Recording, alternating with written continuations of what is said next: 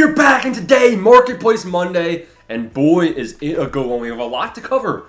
11 days until Season 2 drops. We're going to talk about the Head Start program, because if you're not doing this, then you're going to be screwed come Season 2.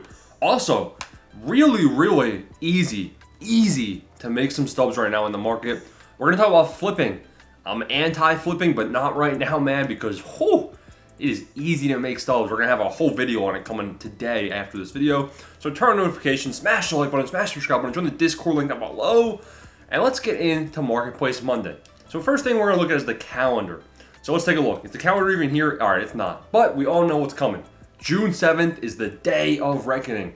That's when all of your guys from Season 1 can't be used in ranked solo, and you're only going to be able to have a wildcard slot immediately if you're done the Head Start program. So basically, wildcard slots are going to be unlockable on the XP reward path. Something to note is that the XP reward path is quote-unquote going to be easier this season, come Season 2. You know, the fact that I wasn't getting a boss pack until 11 days prior to Season 1 ending is kind of ridiculous. So they said that the Season 2 boss pack is going to be earlier on this reward path. Also, one of the Season 2 bosses is 99 Ken Griffey Jr. Oh boy. Let's go. That's good. So we're going to have Ken Griffey Jr., but also at 200,000 XP, 200K, is where you'll unlock your first wildcard slot. That's pretty high, honestly. You know, you don't want to start out at 0 and have to get 200K to be able to use a wildcard slot, which lets you put anybody from Season 1 in there. Which is why you can actually start out Season 2 with 200,000 XP if you finish the Head Start program. Now look at other programs. I don't see no Head Start program, right? Well, the Head Start program, it's got 5 missions that you kind of just have to know, and you have to have them all done. So the first thing you have to do, you got to have all 5 of these done. You got to finish the Show Classics program for Cody Bellinger. So make sure you have Cody Bellinger. That's mission number 1. The second thing you have to do is finish up the Easter Egg Hunt program. That's mission number 2, so finish up both of those. The third thing you have to do, you got to get Mookie Betts. So that's going to require you to finish 8. Counted 8. You got to finish 8 of these season awards programs. You can see that's exactly what I did. You got to get Mookie Betts. So that's thing number 3. And then there's 2 other things. So we got one of them is going to be CC Sabathia. Collecting CC Sabathia. So that's 150. I forget what the last one is, man. I'm going to be honest. But to get CC Sabathia, you got to get 250 cards right here.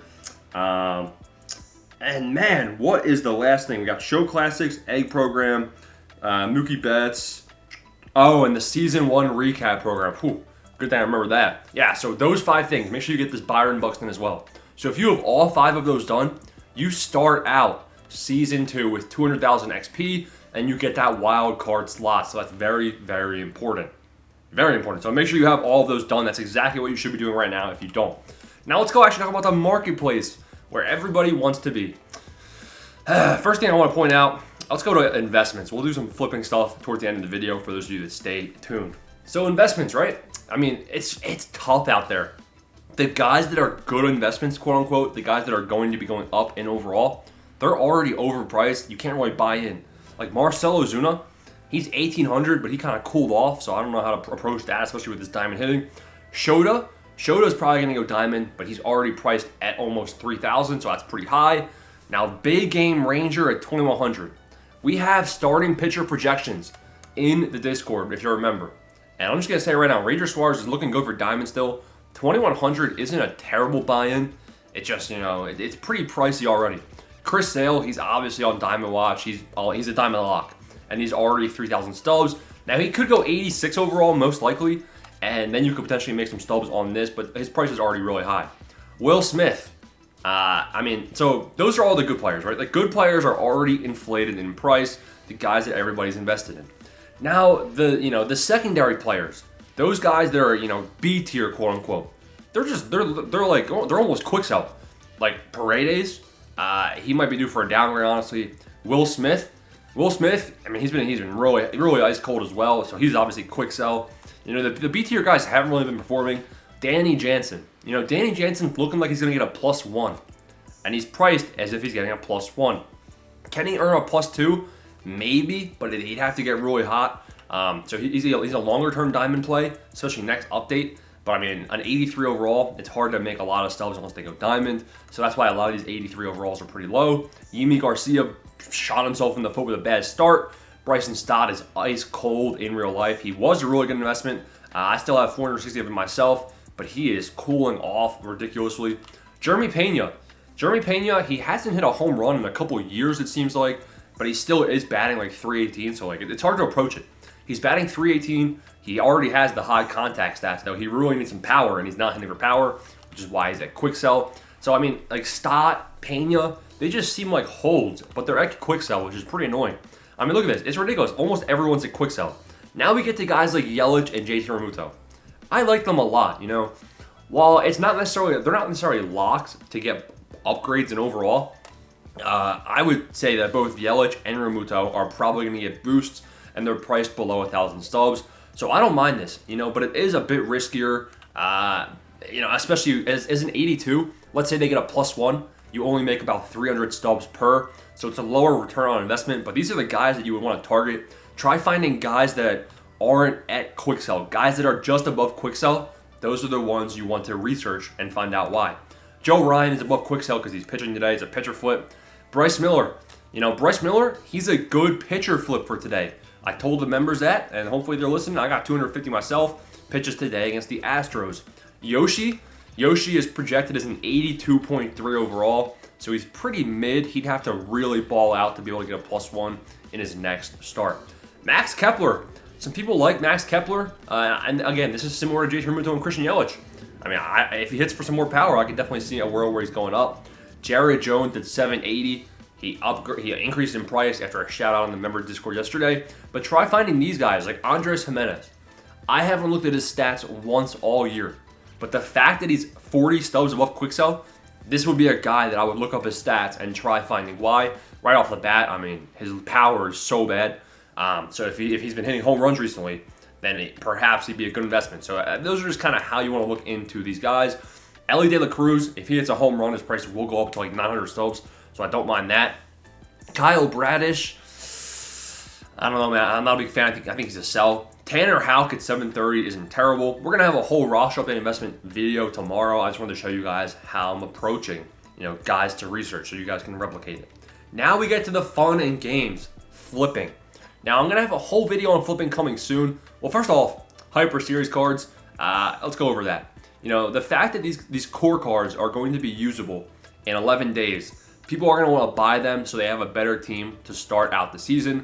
We can look at barrier breakers for an example. These guys are I would just buy them. You know, if you have stubs for investments and you like playing the game, just buy these guys.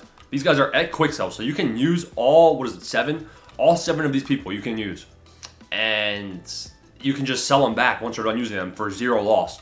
So I would personally be buying those guys if you're worried about having a bad team to start out season 2. So I like that a lot. And then these Hyper Series guys, you know, I don't mind that are core. Hold on a second. The Hyper Series core players, where's that? Set, core. All right. So these guys right here, they're already increasing in price. 22K, that's pretty expensive. Their quick sell is like 8,000 or 10,000 or something like that. But a guy like Griffey, you know, if there's a flash sale, which there could be, you're cooked. If they release these guys in packs or something, you're cooked. But honestly, if these guys aren't going to be released in packs or something, we could see them trend upwards to 30K. If we look at their price trend, they already are increasing. So that's something to be aware of for sure. Now we go to flipping, right?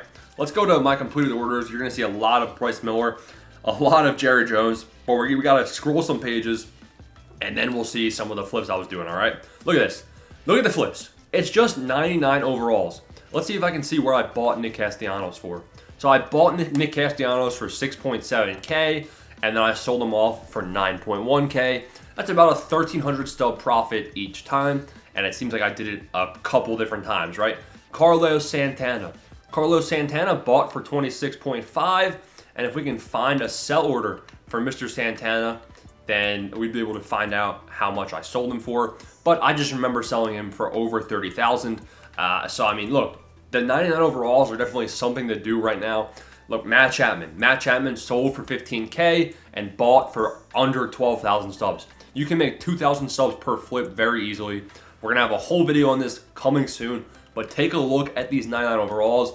on the app, check their completed orders, see how recently they're being bought and sold. You want somebody that's actively traded, and that way you're not just having the order sit there forever. So find those guys, and listen, there is some good margins out there. If you bought this guy right here as a flip and you'd be able to sell him back, you'd be able to make over, you'd be able to just make over 2,000 stubs per flip, and you can do this in high quantity.